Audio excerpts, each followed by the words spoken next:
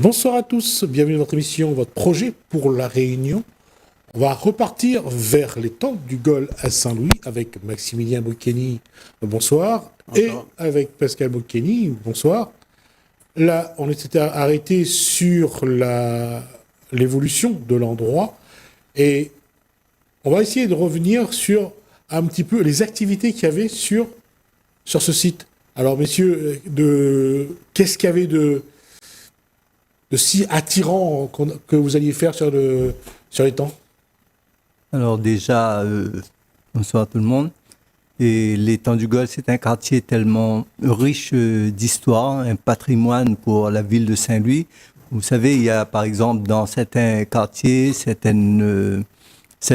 à Saint-Louis, vous n'allez pas trouver tout ce qui est nécessaire pour pouvoir vivre.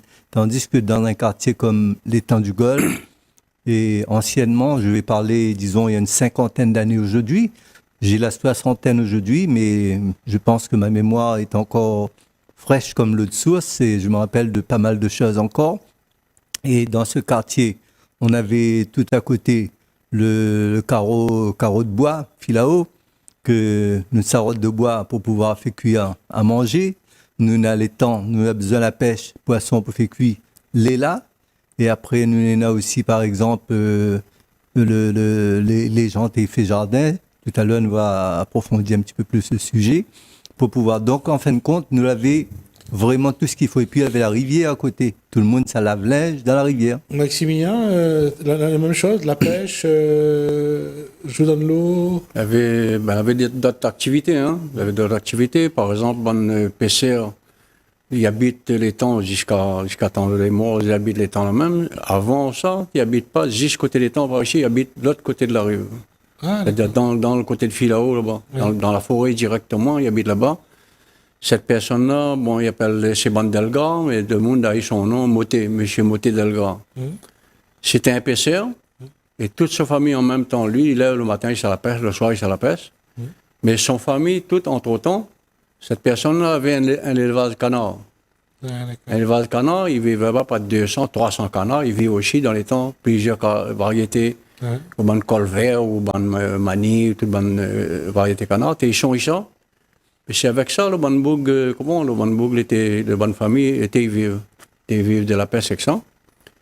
Et après, bon, on avait pas rien que ça, hein. Il avait ban taouchi, ça m'y parle de ban vieux moun, hein, ban taouchi, il appelle Emilien Cresson. Il appelle Emilien Cresson. C'était quelqu'un qui travaille là-dedans. Il fait bonbons, la colle coco, il fait tout. Il vivait juste là-dedans même, longtemps. C'est-à-dire, quand on a fait la Saint-Leu, il sort là, il s'en va vendre, toute faite partout, il sort, il s'en va vendre.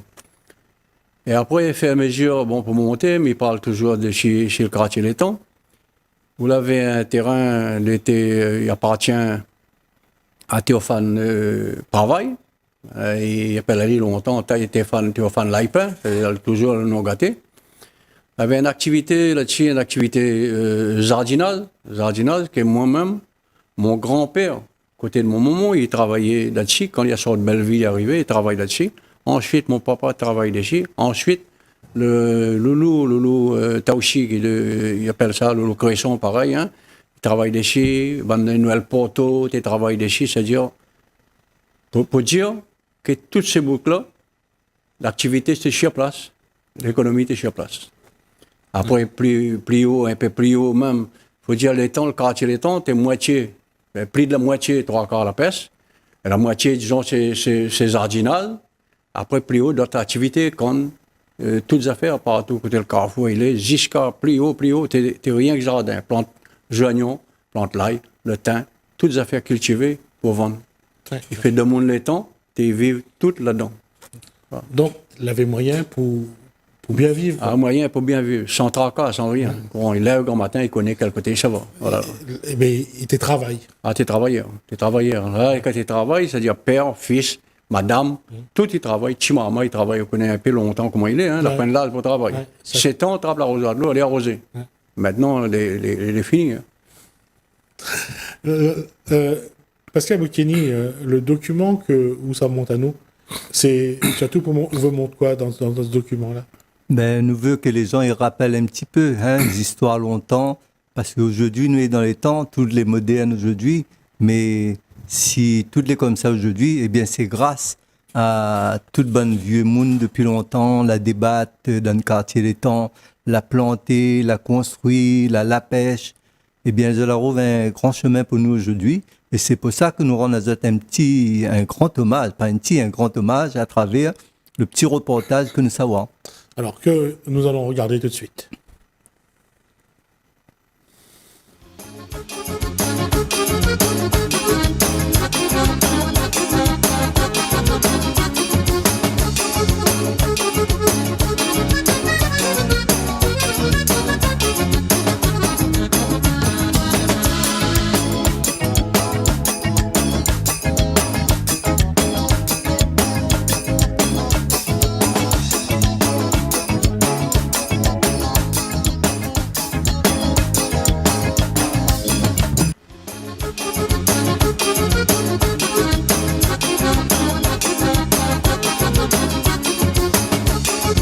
Bonjour à tout le monde.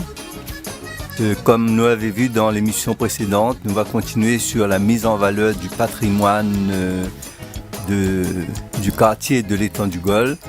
Nous avons vu l'autre fois que concernant le développement économique dans les temps anciens, nous avons des gens qui vivent à partir d'une activité comme l'extraction du gravier, de gens qui cassent le roche, qui cassent macadam et puis qui vendent. Il y avait aussi la pêche, tout ça, mais il y a aussi une activité très importante comme par exemple le jardinage. Il y avait des familles depuis longtemps, des plantes dans le quartier étang du Gol. Et puis nous va cause aussi tout à l'heure sur les grandes entreprises, les premières entreprises à commencer à installer dans le quartier l'étang du Gol. Et en même temps, nous va causer un petit peu aussi sur l'alimentation en eau de cette source d'eau que l'est l'étang du Gol. Et puis le quartier de l'étang, c'était délimité par un grand chemin, longtemps appelé chemin Cachalot. Et c'est à partir du chemin Cachalot jusqu'en bas que le quartier de l'étang du Gol est là. Là, l'emplacement là, c'est là que le premier concassage était installé anciennement. Il était géré par M. Christophe Bénard. Et là, comme tu vois, nous n'avons pas des chaises de l'étang du Gol, le jonc qui est dans l'étang du Gol, revenu aussi pour la population de l'étang. Regarde là, tu vois, l'étang du Gol. Et nous va cause aussi un petit peu des dernières personnes qui ont pratiqué le tissage des chaises du quartier de l'étang du Gol. Alors, on ne me dit pas plus que ça. Et d'un petit moment, nous aurons l'occasion d'avoir l'interview et donner beaucoup plus d'explications concernant le quartier de l'étang du Gol, un quartier vraiment a toujours été plein de vie. Merci.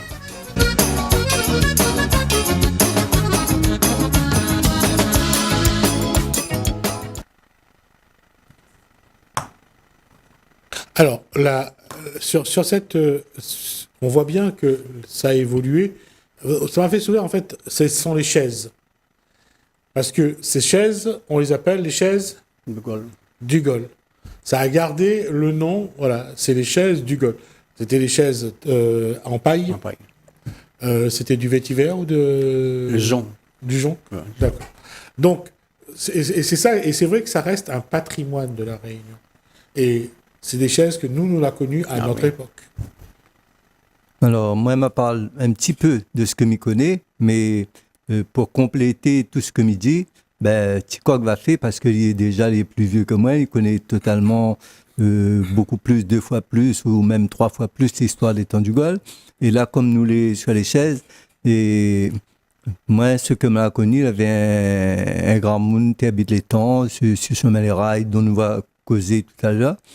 Il y avait un grand monde qui s'appelle Maé. C'est lui qui tresse, m'a connu, qui tresse le jonc, fait la chaise.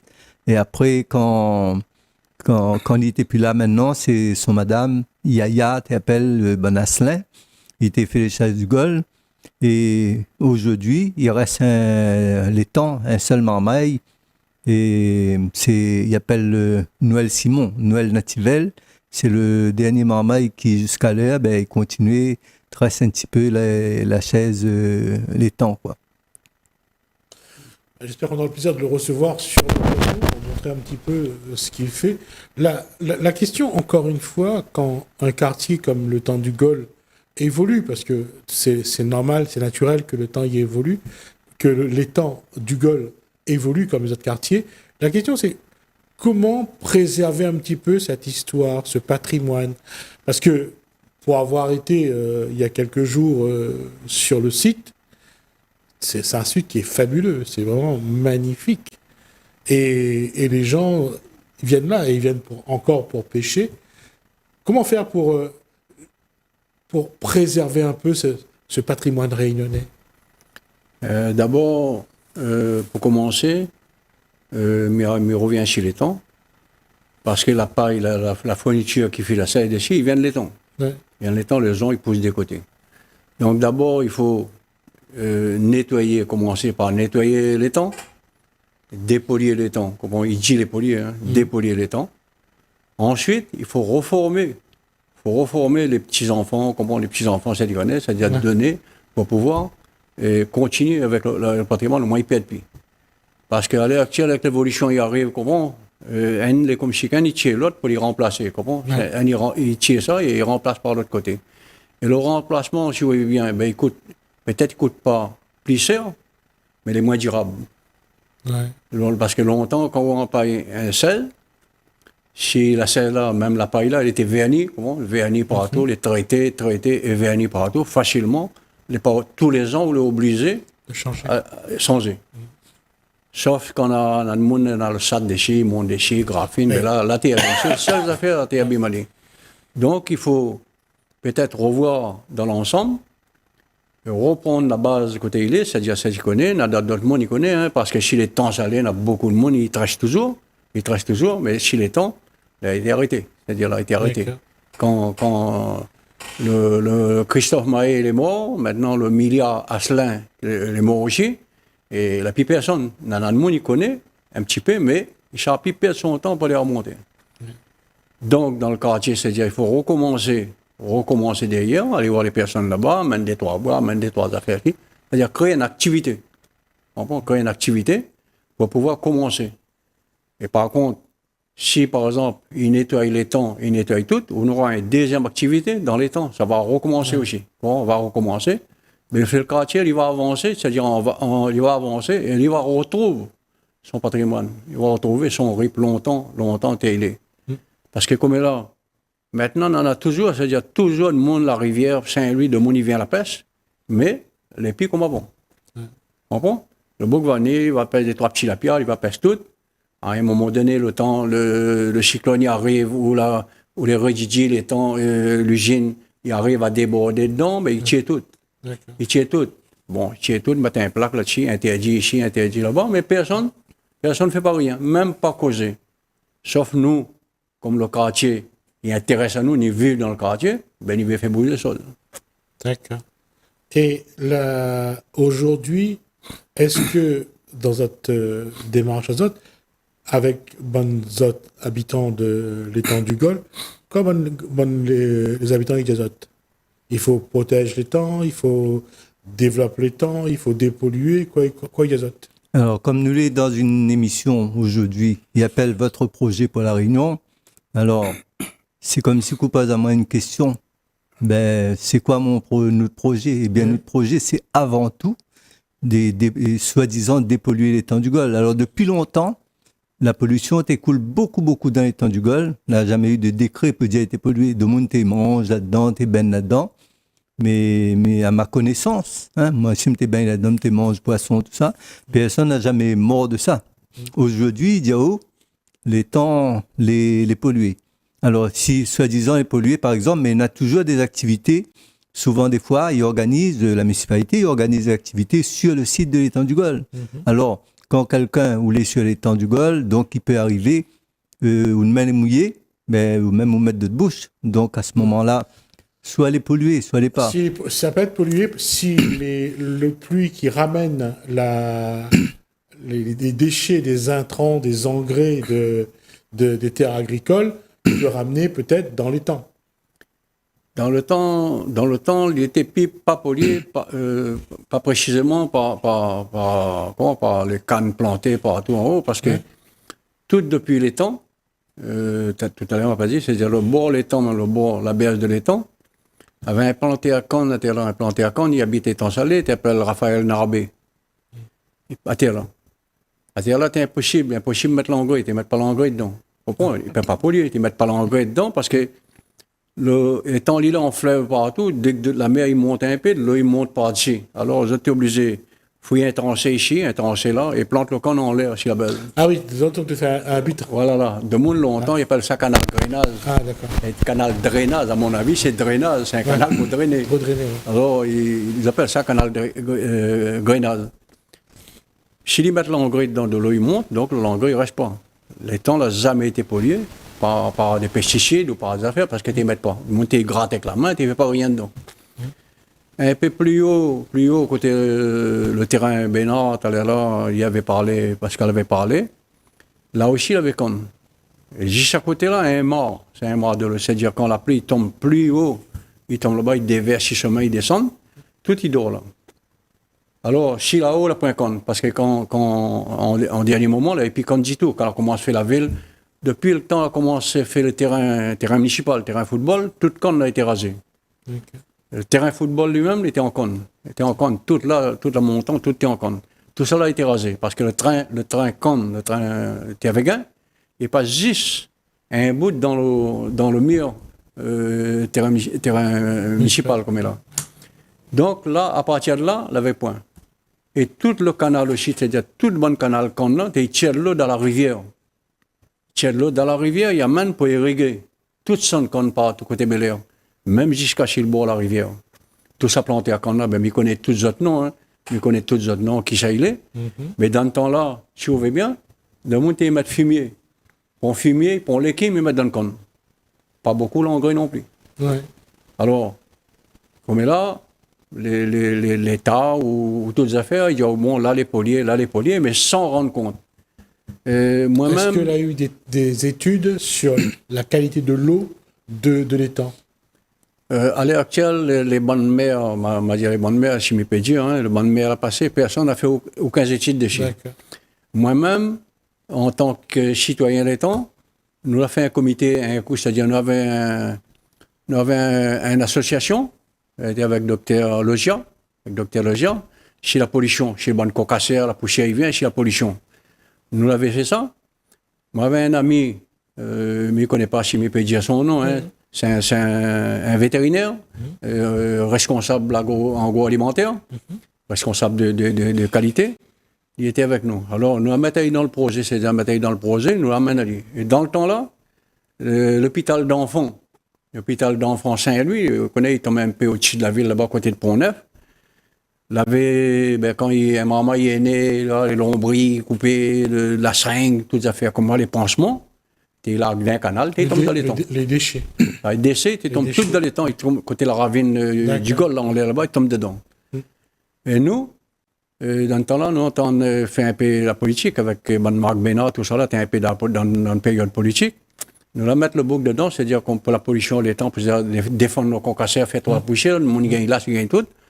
Et nous, là, arrivé, c'est-à-dire, nous, pas assis sur le terrain, et un peu l'étang, nous, prendre l'eau dans le canal La Ravine, c'est-à-dire le canal La Ravine étant du Gol. Après, on a un autre canal, c'est-à-dire il sort de côté des temps salés, là-bas, il s'appelle la Ravine 16. Il coule dedans, la Ravine, il coule dedans. Nous allons prendre l'eau des côtés.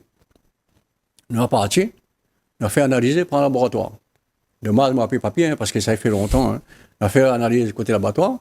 Même que tout ne coule pas dedans, c'est-à-dire nous allons partir dans ce temps-là pour défendre la rédidie au Gol, vient dedans. Donc, l'analyser, tu n'es pas pollué. Le seul problème, là, dit nous, bon, je vais remettre parce qu'il y a des aiguilles. Dans ce temps-là, tout le monde connaît quoi il fait. Il marche dans les temps, il se la pèse. Les aiguilles arrivent, ils piquent. Ils piquent, ils affaires.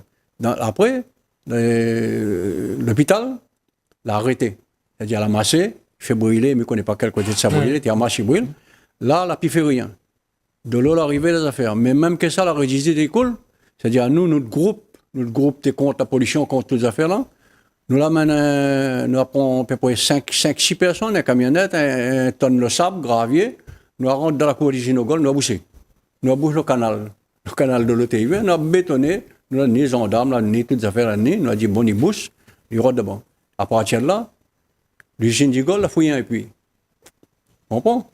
Le puits, maintenant, il coule dedans, on va dire, il file, il savent toujours, mais combien de temps il prend pour arriver? Non, s'il y a du sable, ça filtre déjà l'eau. Ouais. Donc ça retient déjà les résidus. Ça, c'était une très bonne idée. Ça, nous l'a fait. Ouais. Non, ça veut dire qu'il y a un vrai travail autour de ça qu'il faudra continuer à faire. Oui, il faut que la nouvelle génération d'aujourd'hui, on continue à mener le combat. Les choses se sont quand même un petit peu améliorées parce que nous voyons aujourd'hui que les usines du Gol, ils ont créé un bassin de refroidissement et les eaux maintenant vont beaucoup plus, 90% dans le champ de canne des planteurs. Mais après, il n'y avait pas que ça, il y avait aussi la station d'épuration qui s'écoulait dans les temps. Eh bien, ce combat, j'ai continué, mais c'était pas mon combat. Bien avant moi, il y a beaucoup des anciens qui ont mené ce combat. Donc, ça a amélioré les conditions de l'étang du Gol. Anciennement, on dit que c'était pollué, mais les gens vivaient de ça. Alors, actuellement, c'est moins pollué. Alors, à ce moment, on ne doit pas interdire à la population de l'étang, de se baigner dans l'étang non plus. Il faut d'abord être sûr que c'est pas pollué, parce qu'on ne peut pas dire aux gens que c'est pas. S'il n'y a pas eu d'études sur la qualité de l'eau, il faut mieux éviter de dire que. Il faut d'abord être sûr que l'eau n'est pas polluée pour dire ça. Il vaut mieux rester prudent. On ne dit pas que c'est pas pollué. Je dis tout simplement que, parlant de pollution, anciennement c'était beaucoup plus pollué et maintenant c'est de moins en moins pollué. Alors je veux dire, cette interdiction, elle est aussi un peu douteuse. Je pense qu'il vaut mieux avoir des études sûres avant de dire quoi que ce soit. Parce que sinon, on peut exposer les gens à des problèmes de maladie et ça risque de se retourner surtout contre nous et ça serait pas une bonne chose. D'accord ? Soyons prudents, disons juste, on va attendre, on va essayer de voir s'il peut y avoir des études autour de ça. 50 ans d'études, de recherche pour améliorer les conditions de pureté de l'étang du Gol, ça fait quand même beaucoup. C'est vrai. Mais ce que je vous propose, parce qu'on est arrivé à la fin de l'émission, c'est qu'on essaye de suivre ce dossier le plus longtemps possible. On essaye de se voir régulièrement, on fait le point, et à la rigueur, on voit si on peut trouver des financements pour mener des études sur la qualité de l'eau.